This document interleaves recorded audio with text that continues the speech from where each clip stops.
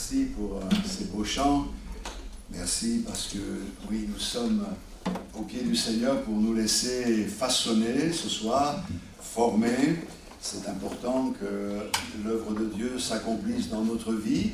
Et il est important aussi que nous ayons les bonnes dispositions de cœur pour pouvoir être façonnés par le Seigneur. En tant que serviteur de Dieu, je sais qu'il y a différentes façons d'annoncer la parole de Dieu. Nous pouvons faire de l'édification. Généralement, le dimanche matin, je fais beaucoup d'édification, essayant ainsi de bâtir quelque chose, d'encourager les uns les autres. Nous faisons aussi de l'exhortation dans des réunions de prière, mais aussi dans des cultes, demandant justement un engagement de la part de chacun, et c'est important, mais la prédication, c'est aussi un temps d'enseignement, comme ce soir, nous faisons de l'enseignement, et l'enseignement, c'est peut-être quelque chose qui est le plus difficile à capter, parce que on ne fait pas appel forcément aux émotions, mais on fait appel à notre esprit.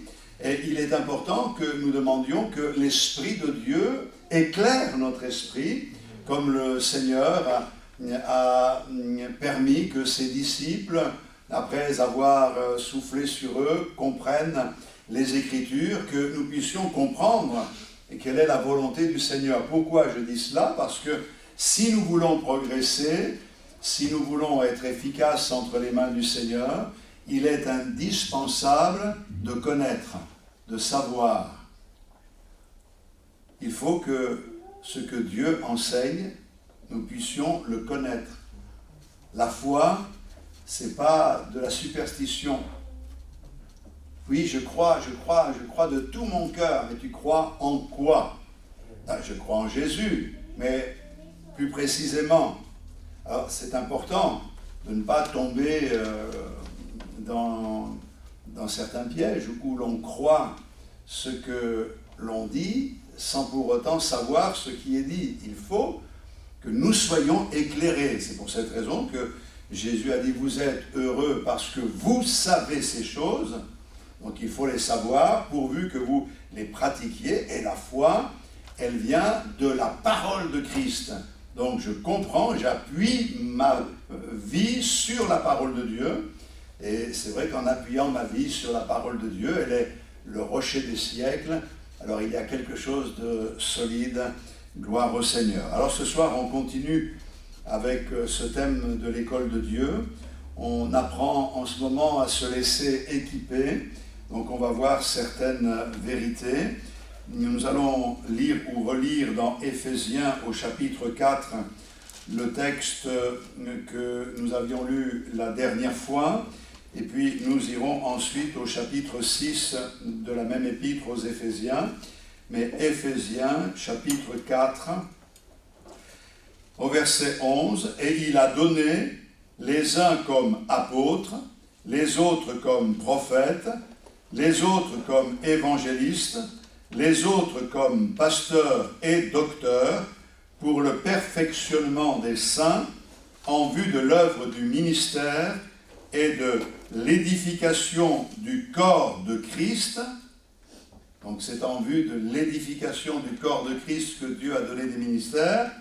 Et il est dit, jusqu'à ce que nous soyons tous parvenus à l'unité de la foi et de la connaissance du Fils de Dieu, à l'état d'homme fait, à la mesure de la stature parfaite de Christ, afin que nous ne soyons plus des enfants flottants et emportés à tout vent de doctrine par la tromperie des hommes, par leur ruse dans des moyens de séduction, mais que, professant la vérité dans l'amour, nous croissions à tous égards en celui qui est le chef, Christ. Amen. Donc on voit ici quelque chose de très clair. Le Seigneur veut que nous soyons édifiés dans la foi pour que nous arrivions à la mesure de la stature parfaite de Christ. Et vous comprendrez que l'exigence, elle n'est pas donnée ici au ministère don. Elle est pour tous, afin que nous ne soyons plus des enfants emportés, flottants et emportés à tout vent de doctrine par la tromperie des hommes, mais que nous soyons des hommes faits, des hommes et des femmes accomplis, ressemblantes à Christ. La ressemblance à Christ n'est pas une ressemblance que l'on cherche à avoir extérieure. Elle est le résultat de l'action du Saint-Esprit dans notre vie pour être de plus en plus conforme à notre Seigneur. On va lire dans Éphésiens maintenant, au chapitre 6.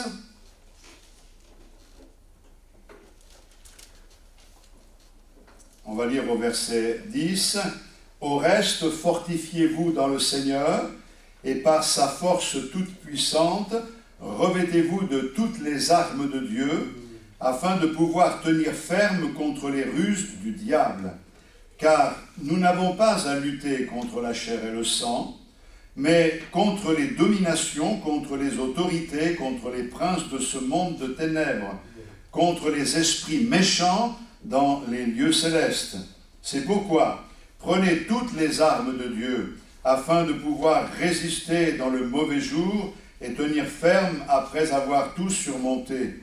Tenez donc ferme, ayez à vos reins la vérité pour ceinture, revêtez la cuirasse de la justice, mettez pour chaussure à vos pieds le zèle que donne l'évangile de paix, prenez par-dessus tout cela le bouclier de la foi, avec lequel vous pourrez éteindre les traits enflammés du malin. Prenez aussi le casque du salut et l'épée de l'esprit qui est la parole de Dieu. Faites en tout temps par l'esprit toutes sortes de prières et de supplications.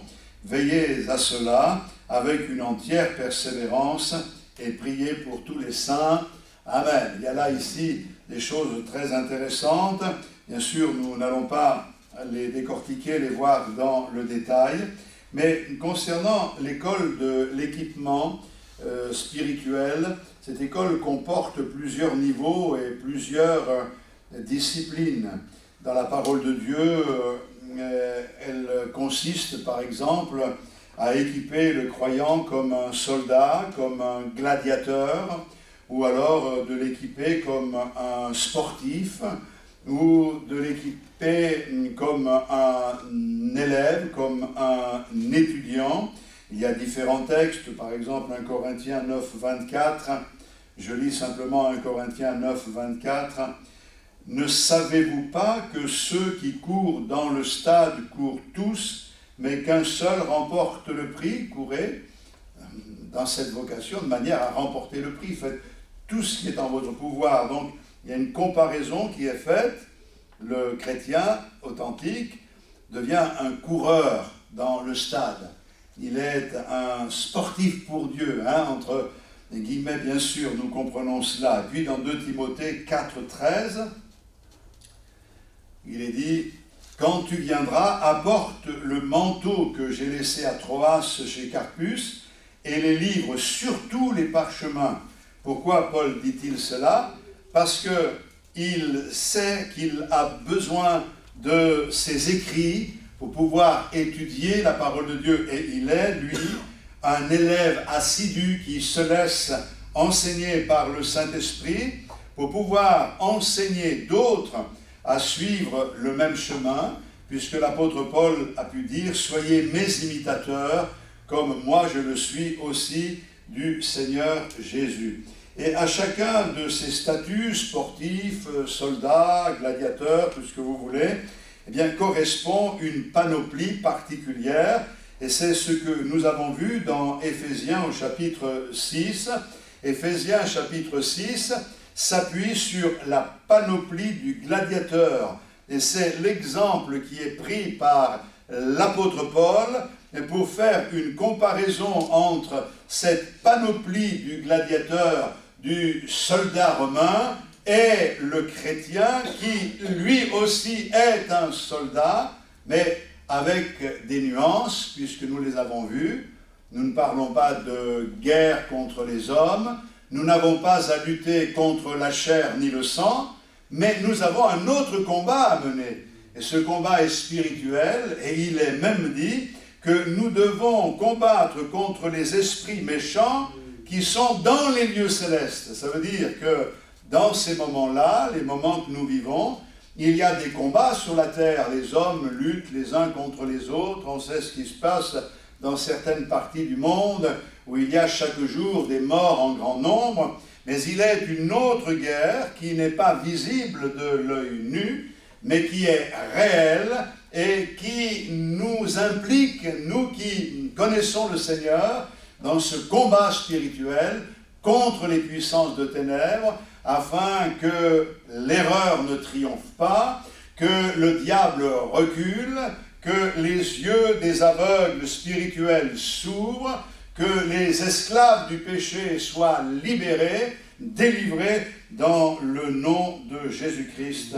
Alléluia. Et je crois que le fait d'être un soldat du Seigneur montre combien la guerre est nécessaire. Il n'y a pas de victoire sans combat. Il faut ce combat, et nous avons compris du moment où nous nous sommes convertis combien le combat était grand. Si autrefois nous étions ignorants de ces choses, aujourd'hui nous savons que le combat est grand et qu'en face de nous, il y a une armée qui est terrible et qui est sans pitié, mais nous sommes l'armée du Seigneur, et ce service de soldats dans l'armée du Seigneur exige un équipement qui est adapté, et il suppose aussi des combats que nous devons mener jusqu'à la victoire. Mais nous avons quelque chose qui nous donne de l'espoir. Le combat a déjà été mené par le Seigneur. Il a combattu contre le géant de ce monde, le diable, et il l'a vaincu. Amen. Et aujourd'hui, nous entrons dans sa victoire. Nous n'avons pas besoin de gagner sur Satan. Nous devons saisir la victoire que Christ a remportée sur le diable, et nous pouvons confesser que nous sommes plus que vainqueurs en celui qui nous fortifie. Alléluia. Donc, le combat suppose des hommes équipés pour combattre. Le Seigneur ne nous sauve pas en disant « vous êtes mon armée, allez-y, combattez ». Mais c'est-à-dire, comment on fait? Avec quoi? Le Seigneur équipe ses combattants. C'est pour cette raison que les détails nous sont donnés ici. Vous les connaissez parce que vous avez déjà lu ces textes, ou vous le découvrez ce soir, mais il est dit que pour tenir ferme, même dans le mauvais jour, il faut avoir au rein la vérité pour ceinture, la cuirasse de la justice sur nous, les chaussures aux pieds, le zèle de l'évangile, le casque du salut, le bouclier de la foi.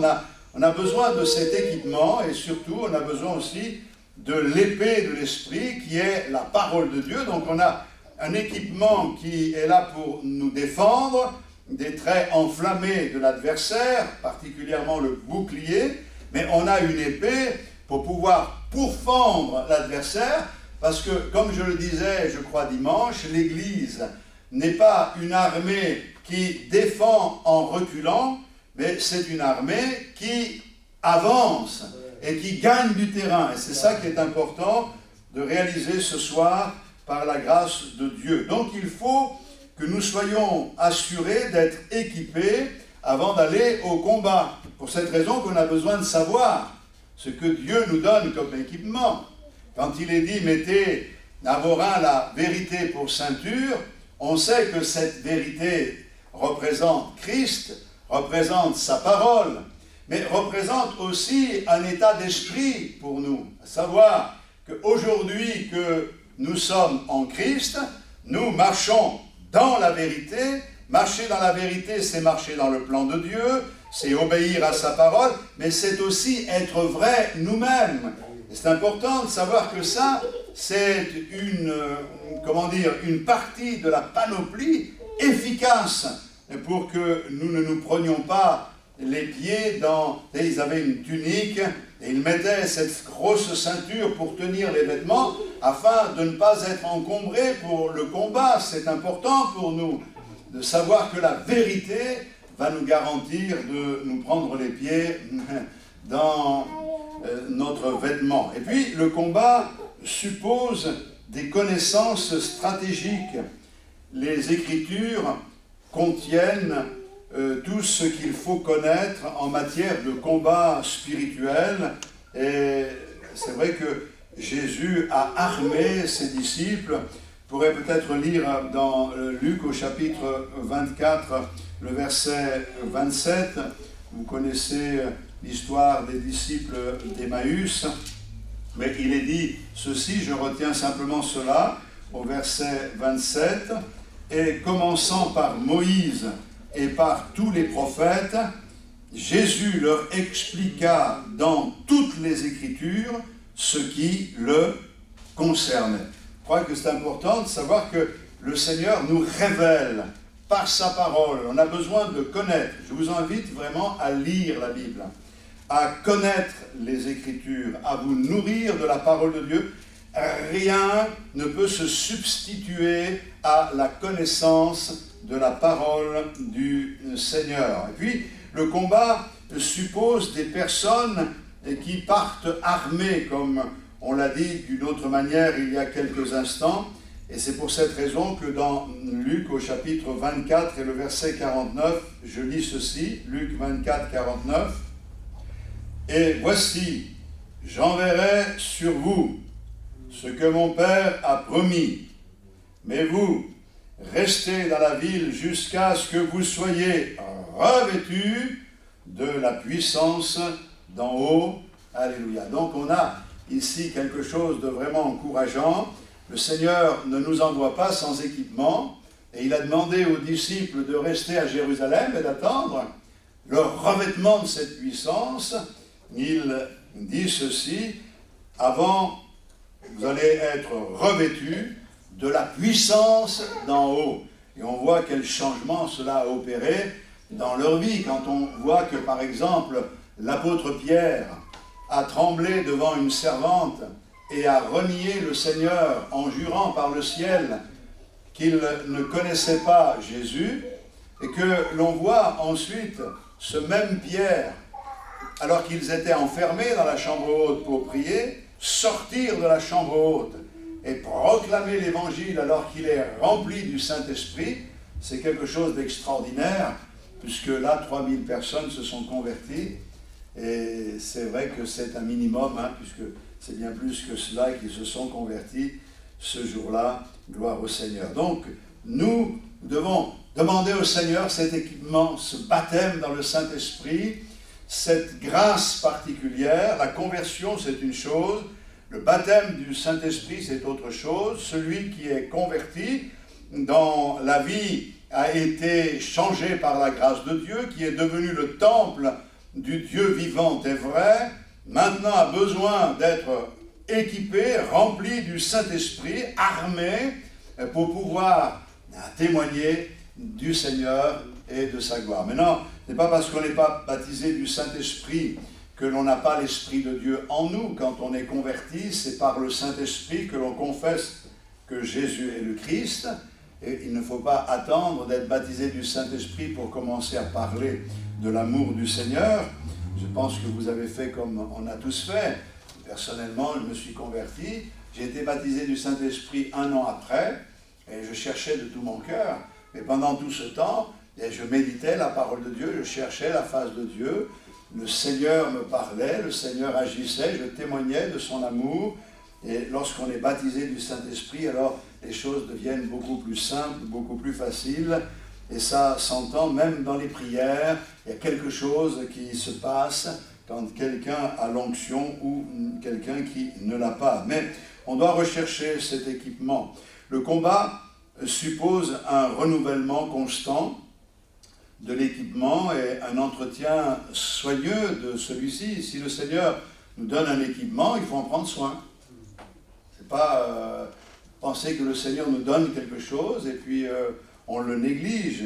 L'entretien de l'équipement tourne autour de la vie de l'esprit, et c'est ça, entretenir notre vie avec le Seigneur. Je vais lire dans 1 Timothée au chapitre 4, le verset 10, et c'est important comme texte. Voici ce que dit l'apôtre Paul. « Applique-toi à la lecture, à l'exhortation, à l'enseignement. Applique-toi. Ne néglige pas le don qui est en toi et qui t'a été donné par la prophétie avec l'imposition des mains du collège des anciens. » À nouveau, applique-toi et sois tout entier à cette tâche afin que tes progrès soient évidents pour tous. Voilà ce que dit le Seigneur. Tu as reçu quelque chose, chéris-le. Aime ce que le Seigneur t'a donné. Garde-le précieusement. Quelquefois, on veille plus sur notre porte-monnaie que sur les richesses spirituelles. Et pourtant, le plus important n'est pas où l'on pense. Je pense que le plus important, c'est la richesse spirituelle. Parce que quand on a cette richesse spirituelle, on est fort, on est en paix, on est joyeux et quelque chose se produit dans notre vie. Dans 2 Timothée au chapitre 1, le verset 6, voici ce que dit Paul à Timothée. « Je t'exhorte à ranimer la flamme du don de Dieu que tu as reçu par l'imposition de mes mains. » C'est-à-dire qu'à un moment donné, il semblerait que Timothée, par sa timidité, ait laissé un peu les choses se refroidir, et le Seigneur lui dit, regarde bien comme un feu, le feu quand il s'éteint alors qu'il est nécessaire pour qu'il y ait de la braise et faire cuire la nourriture, ou pour réchauffer la maison, de la même manière, le don que tu as reçu, tu dois le ranimer. Et je pense qu'il y a un moyen formidable de ranimer ce don, c'est de pouvoir souffler dessus, souffler sur ce feu. Et le moyen de souffler que nous avons, c'est la prière, c'est la relation avec notre Seigneur. Le souffle de Dieu passe en nous, et quand le souffle de Dieu passe en nous, la flamme se ravive, et ça c'est très important. Donc nous devons apprendre à nous laisser équiper, et cela suppose, on en parlait encore dimanche d'une autre manière, un état d'esprit. Pour être équipé, il faut avoir le bon état d'esprit.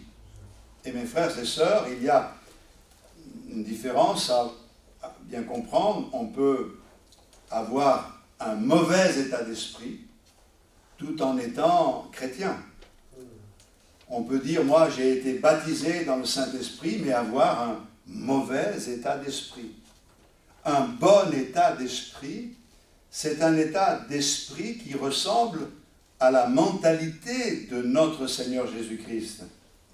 C'est le disciple doit être suffisamment humble pour avoir compris que par lui-même, il ne peut rien engager. Par lui-même, il ne pourra pas triompher. Par lui-même, il ne sera pas efficace. C'est impossible que par nous-mêmes, nous puissions remporter des victoires. Mais dans l'humilité, je comprends que j'ai besoin d'être équipé. Et parce que je me sens pauvre en esprit, alors je serai enrichi. Qu'a dit Jésus? Heureux les pauvres, parce que c'est eux qui héritent le royaume de Dieu.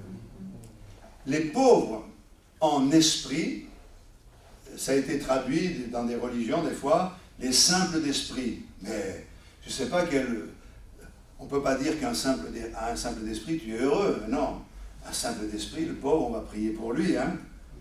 Simple d'esprit et pauvre d'esprit, ce n'est pas la même chose.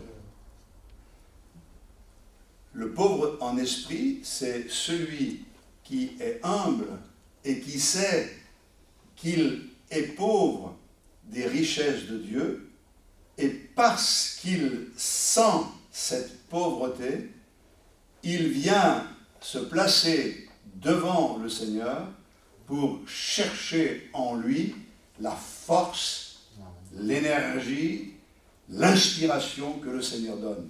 C'est pour cette raison que l'apôtre Paul dira, c'est quand je suis faible que je suis fort. Parce que si c'est pour utiliser la force humaine, c'est de la faiblesse aux yeux de Dieu.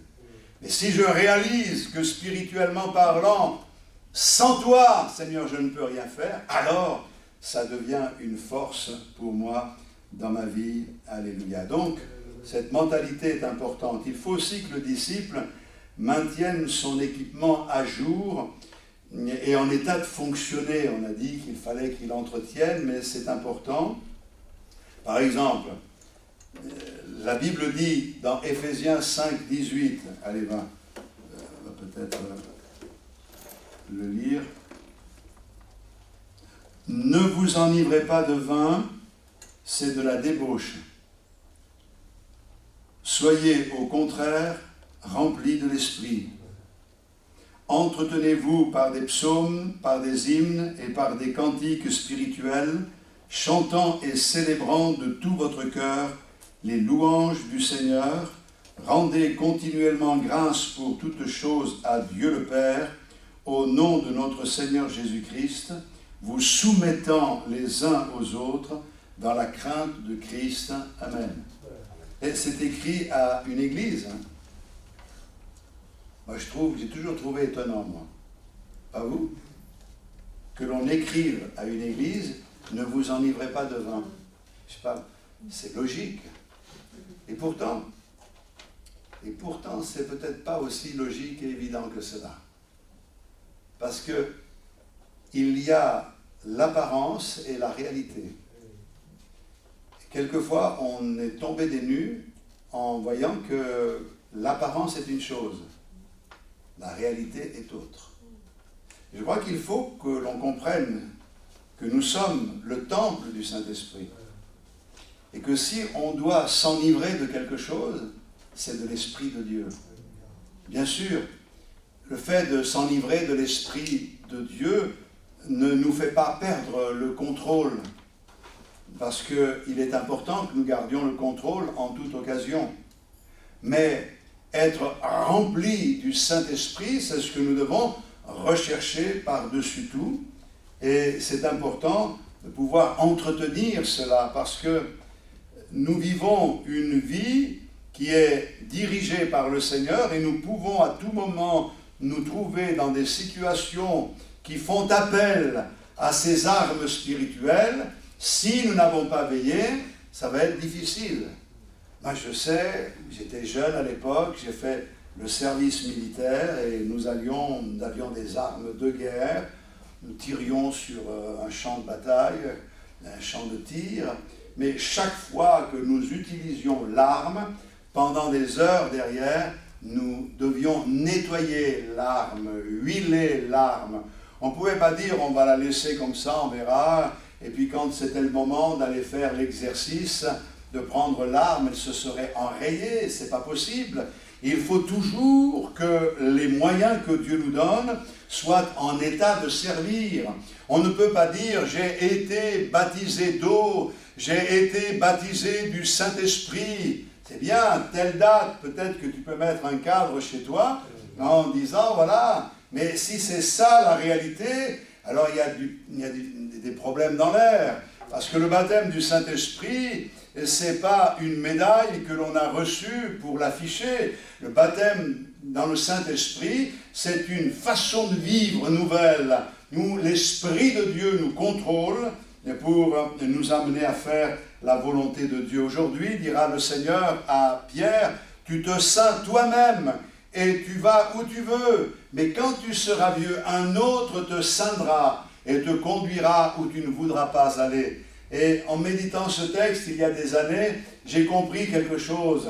Qu'est-ce que ça veut dire? Quand on est jeune, en quelque sorte, dans la foi, on se ceint soi-même, on prend nous-mêmes nos décisions, on fait pour le mieux et on apprend petit à petit à se soumettre à Dieu et à son esprit jusqu'au moment où c'est lui qui nous ceint, l'Esprit de Dieu nous ceint de sa volonté. Il ne nous conduit peut-être pas où on a envie d'aller, mais il nous conduit là où nous serons utiles et efficaces pour la gloire du roi des rois. Alléluia. Et puis il faut que le disciple utilise son équipement et qu'il s'en serve. Et je crois que c'est important. Alors je vais vous lire dans la parole vivante 1 Timothée 4, 14. 1 Timothée 4, 14. Je vais le lire dans la version seconde et ensuite dans la version parole vivante. Ne néglige pas le don qui est en toi et qui t'a été donné par prophétie avec l'imposition des mains de l'assemblée des anciens. Occupe-toi de ces choses, donne-toi tout entier à elles, afin que tes progrès soient évidents pour tous. Maintenant, la première partie, je la lis dans Parole vivante. Ne laisse pas en friche le don spirituel que tu possèdes et qui t'a été donné en vertu d'indications prophétiques lorsque les responsables t'ont imposé les mains. Ne laisse pas en friche. Vous savez ce que ça veut dire, laisser en friche? Quand un terrain, vous ne coupez pas l'herbe, vous ne le nettoyez pas, il reste en friche, donc les mauvaises herbes poussent. Et notre vie avec le Seigneur, c'est une vie d'équipement qui doivent être utilisés. Si le Seigneur nous a donné des dons, et si le Seigneur nous a donné une autorité, il faut que nous apprenions à l'utiliser. Et si le Seigneur dit que des malades seront guéris, des malades doivent être guéris. Si le Seigneur dit qu'il y aura des baptêmes dans le Saint-Esprit, il y aura des baptêmes dans le Saint-Esprit. Si le Seigneur dit que des démons seront chassés, dans le nom de Jésus, des démons doivent être chassés. Nous ne voulons pas simplement avoir une connaissance théorique, mais nous voulons la démonstration de la puissance de Dieu et nous sommes là ce soir pour le comprendre et le demander au Seigneur. Seigneur, c'est ce que je veux, c'est ce que nous voulons. Nous ne voulons pas simplement d'une connaissance théorique, mais nous voulons cette démonstration de puissance. C'est pour ça que Paul dit, je ne suis pas venu parmi vous avec une démonstration de langage. Il n'avait pas une prédication avec des termes qui sentaient les grandes écoles. Il avait un message simple, mais un message qui était démontré, un message qui portait du fruit. Et c'est ce que nous voulons les uns et les autres. Ce n'est pas seulement celui qui prêche, mais celui qui écoute la prédication doit porter du fruit. Et les uns et les autres, nous avons une mission. Ce que nous avons reçu, nous le partageons avec les autres pour que les autres se relèvent, pour qu'ils soient guéris, pour qu'ils soient sauvés, pour qu'ils soient encouragés. Et ça, c'est quelque chose que le Seigneur attend de chacun d'entre nous. Et la Bible dit, voici les miracles qui accompagneront ceux qui ont cru, ou qui auront cru, en mon nom. Ils imposeront les mains aux malades, les malades seront guéris, ils parleront de nouvelles langues, et puis si on s'attaque à eux de diverses manières, ils seront protégés. Alléluia. Je pensais avoir du temps pour vous parler de Joseph, pour vous parler aussi de David, mais on va en rester là, et simplement repasser ces vérités dans votre cœur, et réaliser que être équipé par le Seigneur, c'est extraordinaire. Ce qu'il dit, il le fait. Si le Seigneur dit, c'est ce que je te donne, c'est ce qu'il nous a donné. Il n'y a pas besoin de s'en convaincre. C'est pas, tu le donnes, oui, mais peut-être pas à moi, aux autres. Non, non, il donne la même chose à tous. Et nous voulons saisir. Et nous avons, bien sûr, des sensibilités différentes, une compréhension peut-être différente, mais nous entrons ensemble de la même manière dans la victoire de notre Seigneur. Et c'est ce que nous voulons ce soir. Que Dieu vous encourage et que vous puissiez voir belles choses déjà dans vos propres vies personnelles, pour pouvoir aussi les voir dans la vie d'autres personnes. À Dieu soit toute la gloire. Amen. Seigneur, nous sommes tellement heureux d'apprendre les choses que ta parole nous révèle. Et nous te demandons de nous donner cette soif d'apprendre, cette soif de connaître. Seigneur, comme ce bébé qui cherche vraiment le biberon de la part de sa maman et qui le réclame parce que plus rien ne compte, il a tellement le désir d'être nourri que nous puissions avoir ce même appétit et que, Seigneur, nous ayons une telle soif que nous n'ayons été nourris par toi, comme tu le fais ce soir par le moyen de ta parole, mais aussi dans notre recherche personnelle, dans nos moments personnels avec toi. Viens nous parler, viens réveiller en nous ce qui est endormi, viens raviver la flamme de ce feu, du don que nous avons reçu en toi, et que nous puissions mettre de côté tout ce qui est secondaire et qui a pris trop d'importance pour pouvoir vraiment donner gloire à ton nom dans chacune de nos vies. C'est ce que nous voulons. Et puis donne à l'Église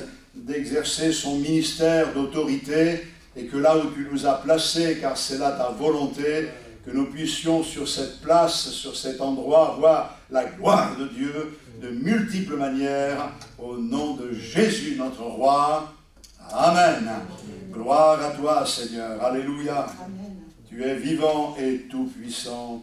Gloire à Dieu. Amen. Amen. Que Dieu soit béni. Voilà, notre petite réunion se termine ainsi. Je vous rappelle que dimanche matin, nous avons un culte à 10h et que mercredi soir, nous sommes là par la grâce de Dieu à 19h30 pour un temps de prière, de chant et d'étude de la parole de Dieu. Nous essaierons de parler de Joseph et de David la prochaine fois et nous verrons que pour être équipé, il faut être dépouillé. Et voilà, par la grâce de Dieu, ça se passe comme cela. Voilà, que Dieu vous garde tous. À bientôt.